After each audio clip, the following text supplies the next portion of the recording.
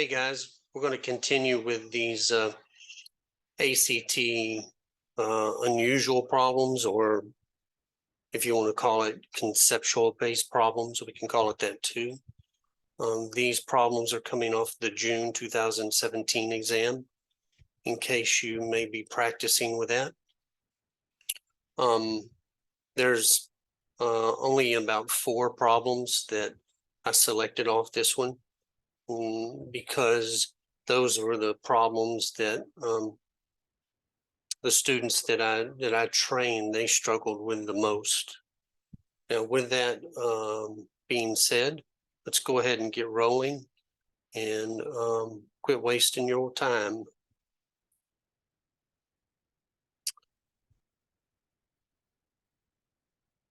All right.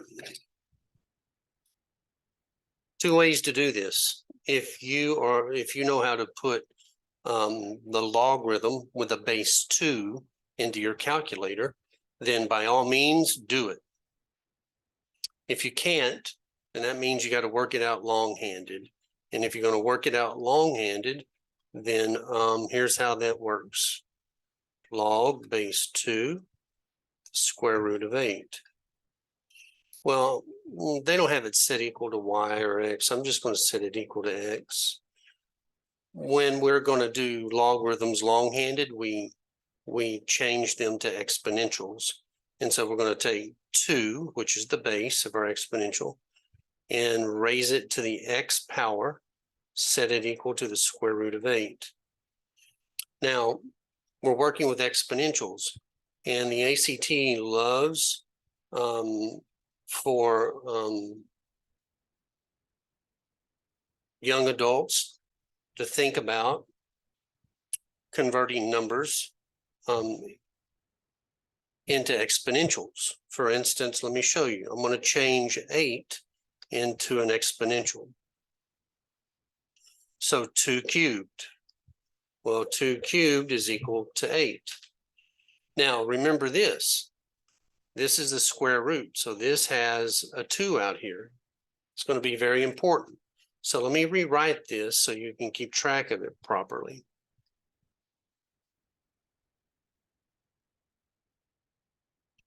So this radical is like saying we have 2 cubed raised to the first power, right? And we're taking the square root. So when we rewrite this, we're going to rewrite it as 2 cubed raised to the 1/2 power. Now you can multiply your 3 through, and you get 2 raised to the 3/2. Now our 2x, of course, 2 to the x power, is always the same. But notice here, notice now, we have both exponentials in the same base. When we have both exponentials in the same base, you can pull out your powers. So x becomes equal to 3/2. Therefore, answer choice B. Now, the most important part of this is really 2 things.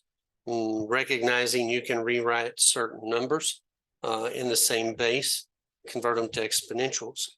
And then please pay attention to this step right here with this radical, how we converted this to that. All right. Let's move on. Now, G asked 90 students to choose one favorite fruit from 4 options. G has begun to represent the results in the circle graph. So they got peach down there, and there's 15 of them. Peaches were chosen as the favorite of 15 students. Apples, bananas, and strawberries were each chosen as favorites by an equal number. Pay attention to equal number of the remaining students. What must be the measure of the central angle in the circle graph for bananas?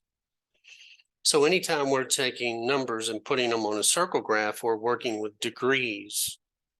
Now, there are 90 total students, right? And we already know 15 have been removed. So 90 minus 15 is going to give us 75. Okay.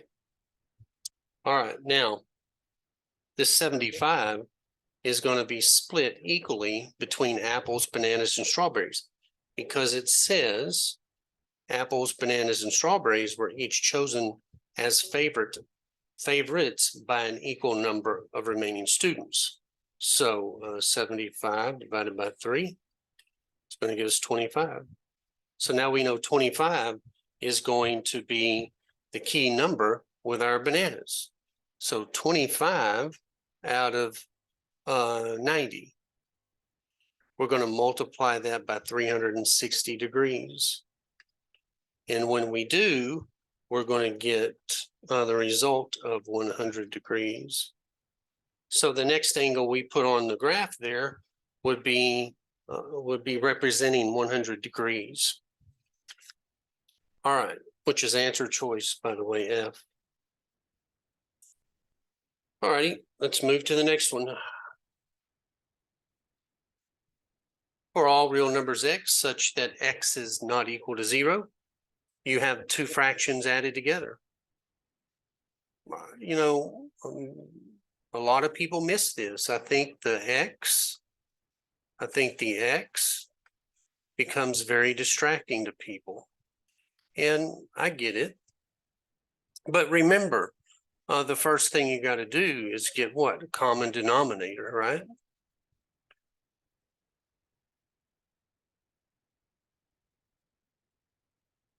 Common denominator. So to do that, I'm going to multiply 4/5 by x over x. That's going to leave me 4x over 5x. Now, 7 over x, I'm going to multiply by 5 over 5. So 7 times 5 is 35. And that's going to give us 5x in the denominator. My denominator has 5x in both fractions, so I can rewrite it to say 4x plus 35 over 5x. And that's going to give us answer choice E.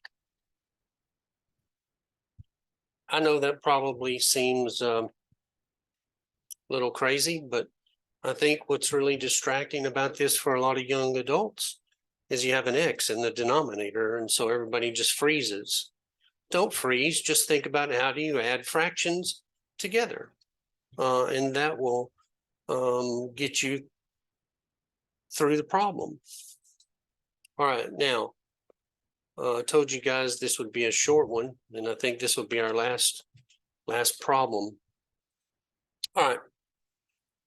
So we have the function f of x is equal to x minus 3 over x squared minus 2x minus 3.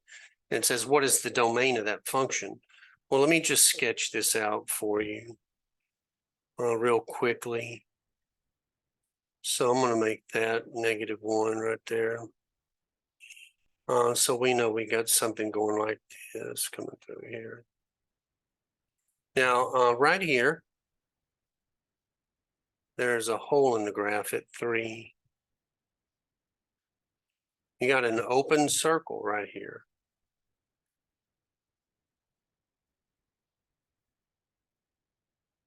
Remember, the open circle means that it's not included on the graph, so it can't be part of your domain. Now, here's the rest of the graph.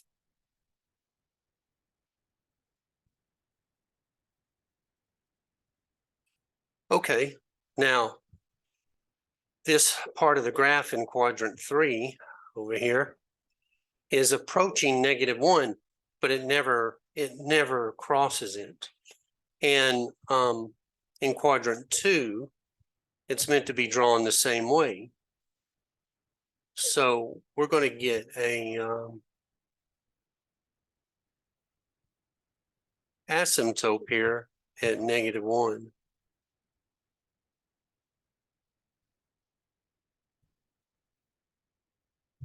So the domain here, the domain of this thing, well, it's got to be J, because we can't include 3 because it has a hole in the graph, and -1 has a vertical asymptote.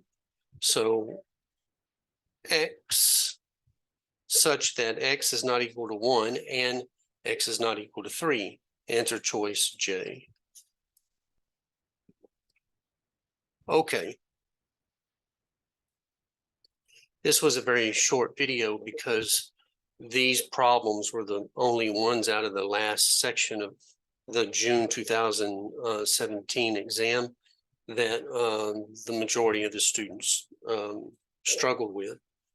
And there are some really good problems in here, but I'm not going to waste your time if the majority of the students I've worked with miss these predominantly. It's probably a really good chance that's going to happen with you guys as well. And so therefore, these will be useful problems for you. Now, with that in mind, I wish you all the best on your studies for your ACT whenever you are planning to take it. Remember to remain dedicated to study and do everything that you can to do the best that you can. And I wish you all the best. So guys, thanks for watching. And this is a nice short one tonight.